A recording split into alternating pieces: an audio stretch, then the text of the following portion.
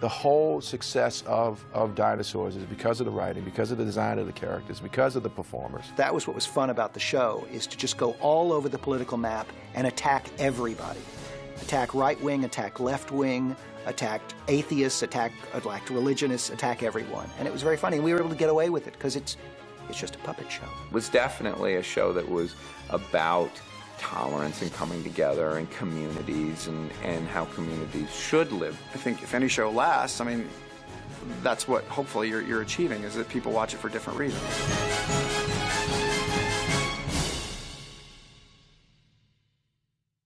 I remember when my dad first was talking about the show, he just loved the idea of big dinosaur costumes, families of dinosaurs that just lived incredibly recklessly. First one to knock down 100 trees gets a donut. And then I think that got refined a bit. Even the bill collectors are just a little more understanding these days. But sort of off of that theme, the idea that dinosaurs became extinct, so dinosaurs probably lived irresponsibly. The original thought about the series was that we would focus on the Earl character as being the one primarily caught between the pull of wildness, which is what the dinosaurs were coming from, and the comforts of civilization, which is where they were going. Here's your sweater, Chief. I clipped on your mittens so you won't lose them this time. That was the physical embodiment of the intellectual idea of wildness in civilization. Honey, I'm home. That's sort of where we were starting with the series, and then you keep that in the subtext, and then we write the jokes and the funny situations on top of that. This is for all you parents at home. You had a writing staff of about 8 to 10 guys, and you'd come in and you pitch ideas. Well, we sort of divided up the episodes. Sometimes we would go kind of heavy political. Oh, how dare you blame the company, you mewling pack of ingrates! And sometimes we would just go pure fun with the families. But, you know, I mean, I think what was appealing about the idea was it was all those things. You could do wacky family shows about family relationships. You could do shows with sort of an agenda or a message about, again, dinosaur thinking. By the savage and brutal ritual that defines us as dinosaurs! The one I did, When Food Goes Bad, was just literally about if you eat live food and you keep it in a refrigerator and it has a revolt, what happens? So that wasn't really an agenda of any sort of social thing. The writing room at Dinosaurs was always a bunch of lefty writers, and so it was always our intention to do some episodes about environmental causes. Dad, you're gonna coat the entire continent with poison? Isn't there some safer alternative?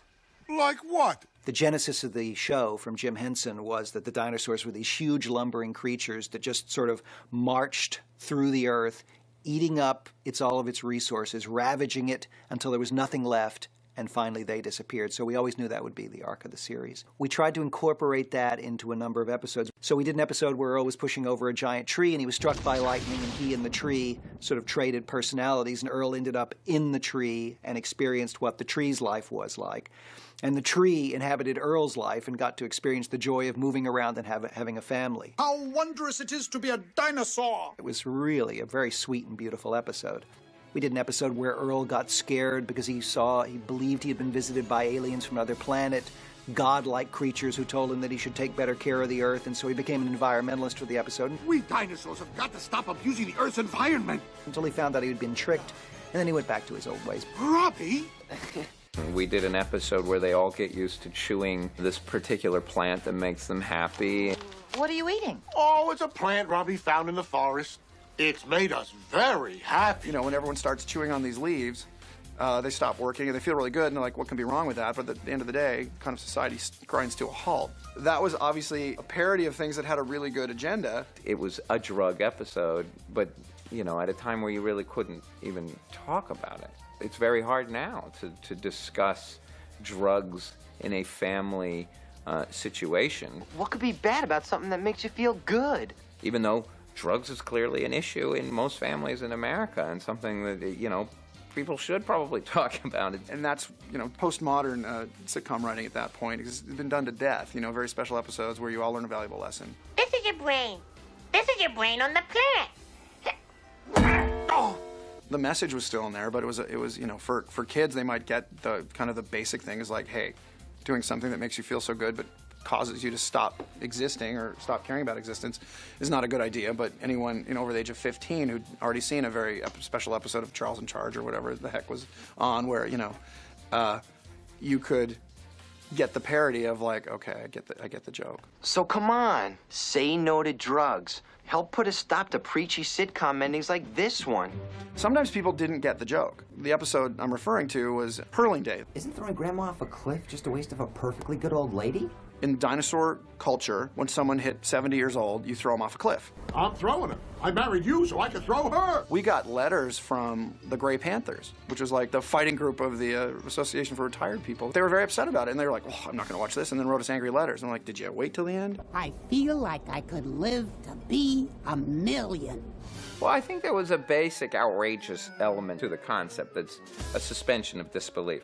Tomato, it's all semantics. Imagine that dinosaurs have the instinct of dinosaurs. When they get angry, they kill each other. They eat their young if they don't want to raise them, you know. My true aggressive nature. All those sort of primitive rules with our dinosaurs, and yet they live in houses and they drive around in cars and they have jobs and they go to school. So that's what allows us to do stories about modern society and modern life and the way we live. Oh, there's my cupcakes. Even though it's dinosaurs with their primitive instincts. That's the wild thing about the show, too, it being topical. I mean, everybody thought it was like a combination of the Flintstones as dinosaurs, but it was much more than that to me. It was like a whole generation of characters and connection with families and what they were going through. It just blew me away. I mean, especially the last show, the Ice Age had happened. Continued snow, darkness, and extreme cold. I mean, we had to end the season, right? And the big question was, do we end it? Like, actually have them end? You know, do they die? We thought, well, that was too intense. Or do you sort of hint at their demise? Not necessarily the families, but, you know, it's kind of going into sort of a nuclear winter, and that it's going to obviously end after the cameras stop rolling. Maybe we went a little overboard with the poison. We thought it would be important to kind of show the extinction, at least, you know, foreshadow it. Hey, when the sun comes out and melts all the snow, we'll have plenty of water. The series was sort of a hiccup between the supposed end of the dinosaurs and the actual end of the dinosaurs. Considering the thickness of the cloud cover, scientists predict it may be tens of thousands of years before the sun shines over Pangea again. So it was a momentary pause in which they got to continue existing. Dinosaurs have been on this earth for 150 million years. And it's not like we're going to just disappear. So we knew we wanted extinction, and we proposed that to the network. And we got some resistance from that. The network felt that that was going to be very hard for the younger viewers to take, especially the idea that the baby would die. Well, what's going to happen to us? It's not the way you would normally end a show, but there wasn't anything that much normal about the series anyway. We always were trying to choose really big choices. You know, when we were handling an issue or problem, we tried to do it in a very, very big dinosaur-y way. It ends with a camera just coming out of the window, and they're all huddled together in their living room with, you know, Parkers on and stuff, and we knew that was going to be the end. So this was a very big dinosaur-y way to finish the series. That's what the series always allowed us to do, was to talk about issues that are hard to do with people. It's hard to do a good episode about prejudices within our society or bigotry and stuff like that. It's tough with actors. Very, very easy when it's dinosaurs. There wasn't a specific thing, and that's what everyone liked about it. You could kind of attack comedy. I mean, our main agenda was to be funny.